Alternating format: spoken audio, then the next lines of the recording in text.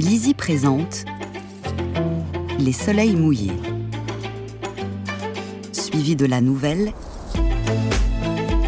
Le buveur de vent de Françoise Bourdin,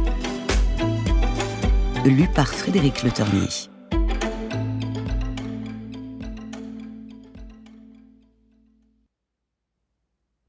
Pour mon père.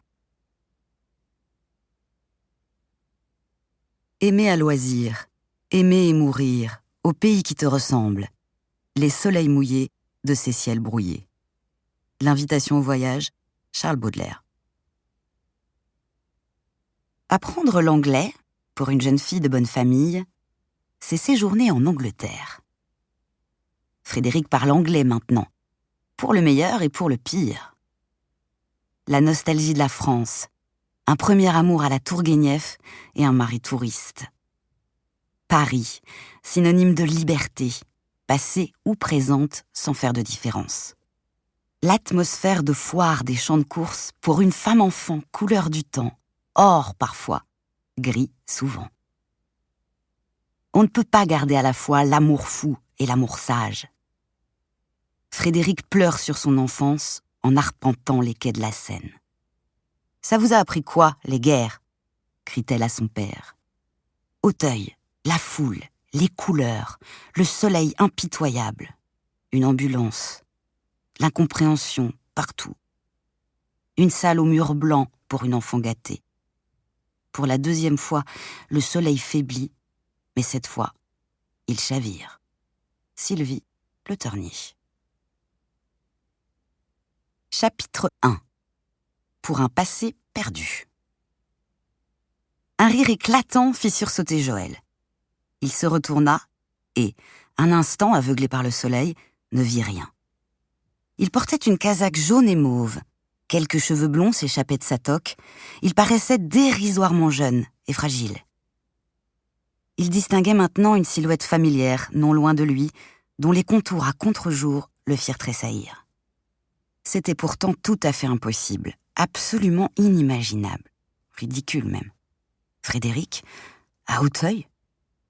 Ne vous battez pas avec lui, il s'épuise, mais ne lui laissez pas prendre trop d'avance. Il a peur de la rivière, et il faut bien l'encadrer. Les paroles de René Bance se perdirent. Joël les avait entendues sans les comprendre, et d'ailleurs, tout cela lui était devenu indifférent. Le champ de course, son cheval, l'entraîneur, et jusqu'à ce grand prix des dragues sur lequel il comptait tellement. Frédéric, les jambes de Frédéric, son sourire, sa timidité d'adolescente. Adolescente, c'était il y a longtemps. « D'Estrée, je vous parle !» Joël se retourna vers René et fit semblant de s'intéresser à ses commentaires. Il trouvait tout cela inepte. Faire tant d'histoires pour le comportement de ce pur sang vicieux, alors que Frédéric riait. Au rond de présentation. Ce cri de ralliement sembla parfaitement déraisonnable à Joël. Qu'est-ce qu'ils avaient donc tous à se précipiter au rond sur l'ordre de Bance ? Est-ce qu'ils ne savaient pas que Frédéric était là ? Pour eux, évidemment, Frédéric était un vague souvenir sans importance. Joël les suivit à regret. Il jeta un dernier coup d'œil par-dessus son épaule. La vision était toujours là, ravissante dans un tailleur blanc, longue, réelle. Mais elle ne riait plus. Elle parlait à un homme qui se penchait tendrement vers elle. Joël se sentit impuissant. Il n'osa pas faire un geste pour attirer l'attention de Frédéric. Et, pour cet instant de lâcheté, tant de choses risquaient de lui échapper à nouveau. La vie est souvent mal faite, cruelle, absurde. Tandis que Joël s'éloignait, Frédéric continuait son bavardage. « Tu imagines à quel point tout cela me paraissait prodigieux, fascinant, démesuré. J'avais 16 ans. » L'homme, en face d'elle, sourit gentiment. « Tu aimes beaucoup ton pays, Frédéric. »« Oh oui !» C'était un cri du cœur. Il la prit par la main.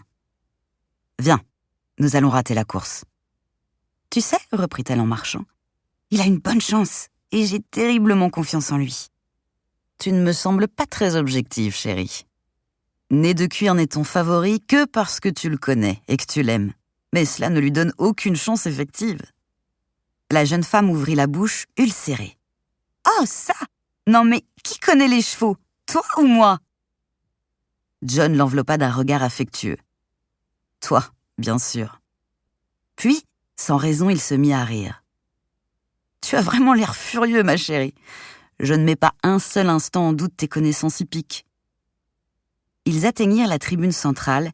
Elle se mit à gravir allègrement les marches. « Si tu savais à quel point je suis ravie de revoir Auteuil. »« Mais je sais, » tenta de protester John. « Non, tu ne sais rien du tout. Tu es un touriste, rien de plus.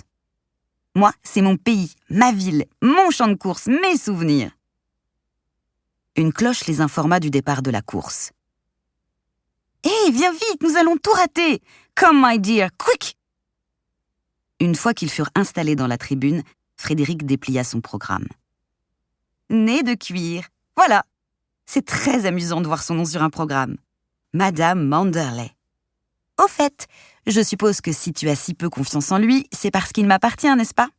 Mais j'ai l'œil pour les poulains et je savais que celui-là ferait un très bon cheval. D'ailleurs, tu vas voir. » John murmura. « S'ils se sont aussi dépaysés que moi en France, ils risquent de mal courir. » Frédéric se retourna vers lui, sérieuse soudain. « Tu es mal ici ?» Il secoua la tête. « Mal? Je ne serai jamais mal nulle part avec toi, ma chérie. »« Tu m'aimes, n'est-ce pas ?»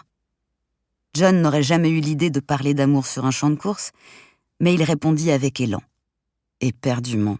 C'est la chose au monde qui me rajeunit le plus, t'aimer. »« Rajeunir? Pourquoi ?»« Parce que j'ai 36 ans, Frédéric. Je m'en moque.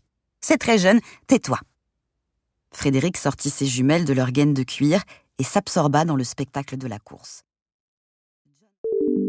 Nous espérons que vous avez apprécié cet aperçu.